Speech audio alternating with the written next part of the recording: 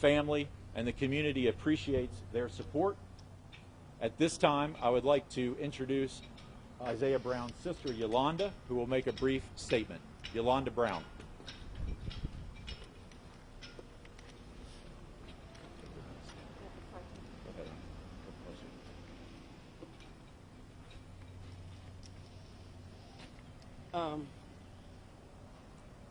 I want to start off, of course, by saying thank you to all the churches, all the organizations, family, friends, everybody that has reached out. We appreciate that, and we definitely want the prayers to continue to come in.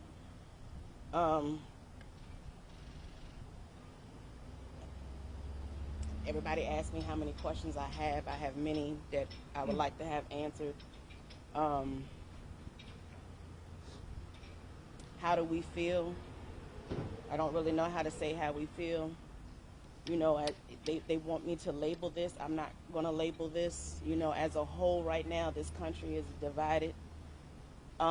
It's not one race. It's a lot of minorities that walk in daily fear. It's a fear that nobody should have to feel.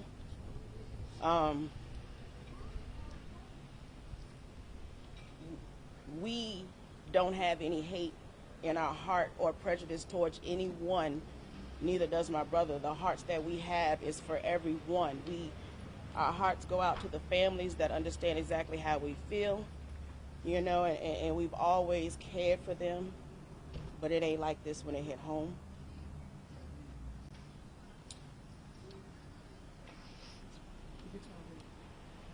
Again, we just say thank you at this time. Isaiah Brown's mother, Jennifer Brown. My concern at this point is just for my son to hopefully come home alive. That's all I have to say right now. This time we'll take any questions. Did anyone from the family actually witness this all happen? I mean, the video is still unclear what happened. Did anybody witness it to say exactly what they saw?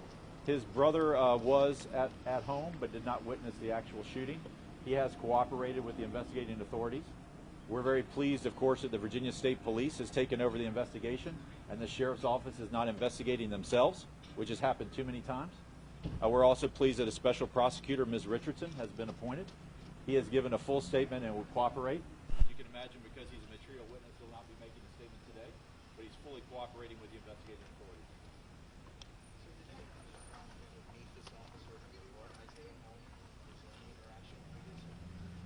There is some additional information that's come out that we're just learning about earlier interactions earlier in the evening.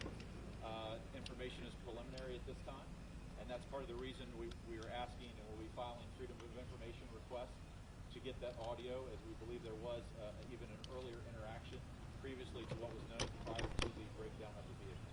So we anticipate additional information that will be forthcoming.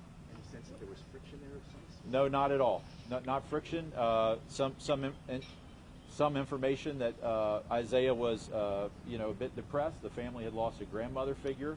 He was having a difficult situation, a bit of mental stress, and he just needed some assistance. It was not a violent situation. It was not a situation involving friction. This was a situation where the deputies, in fact, did a good deed by giving him a ride to his home because his vehicle was broken down, and it was, just another call for help because they had assisted him the first time, and he didn't know where else to turn.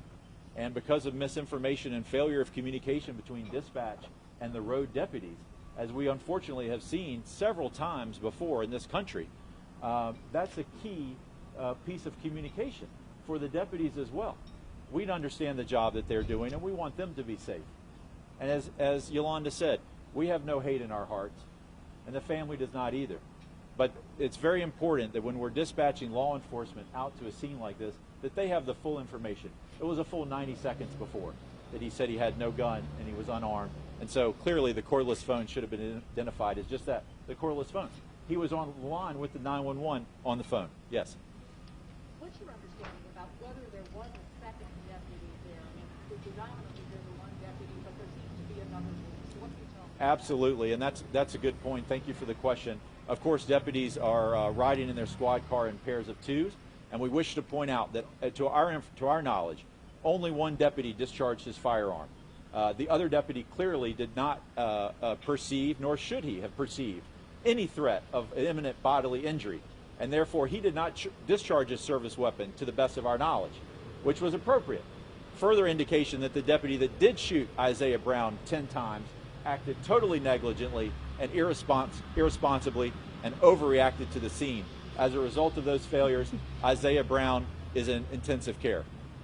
You heard the sheriff say on Friday, credited this deputy with saving Isaiah Brown's life. What's your response to that? I think the family's response was incredulous. I believe that the sheriff was reporting to the fact that he performed CPR, as of course he's required and trained to do. But it is incredible that he would make that statement that he saved his life by rendering CPR after he's the one that shot him 10 times. I understand you say Isaiah has a breathing apparatus on. I assume he has not been able to make any comments or share any information about this so far? That's correct. So was the deputy specifically told that he was unarmed when the dispatcher arrived at the scene? He certainly should have been. We're asking for the audio and any transcripts to be released. It was a full 90 seconds before that Isaiah Brown communicated very clearly to dispatch that he had no weapon and he had no gun. And so there's no reason that the deputy should not have been informed of that.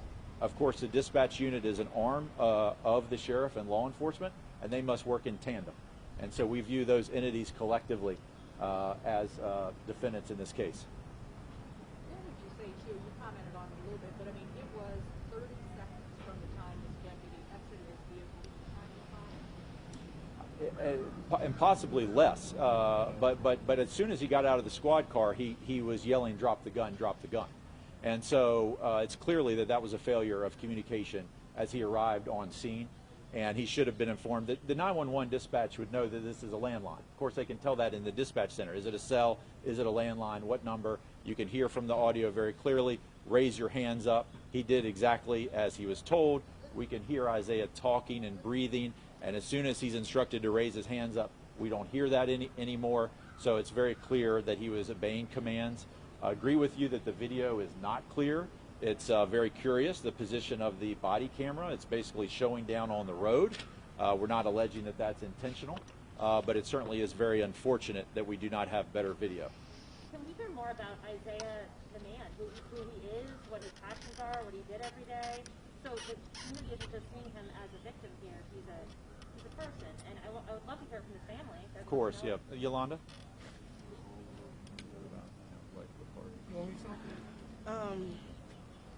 Like I've said before, we come from a family where we believe in doing whatever we can for anybody.